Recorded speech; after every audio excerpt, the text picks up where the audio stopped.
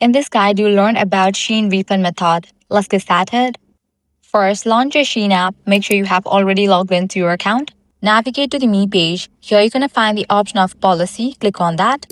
Now here you're going to find different option. Select the option refund. Here you will find all the details about how refunds are processed.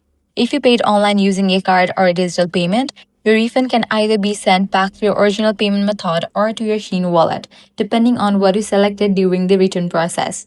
If you did not choose a refund method manually, SHEIN will automatically process it based on the default option shown in your refund record. Now, if you placed your order using cash on delivery, your refund will usually be issued to your SHEIN wallet instead of cash. And if you used a SHEIN gift card, the refund will go back to that same gift card by default. You can also check the estimated processing time in this section, along with additional FAQs to better understand how long it takes and what to expect. This helps you track your refund and avoid confusion. And that's it. If this guide was helpful, do not forget to like, share, and subscribe.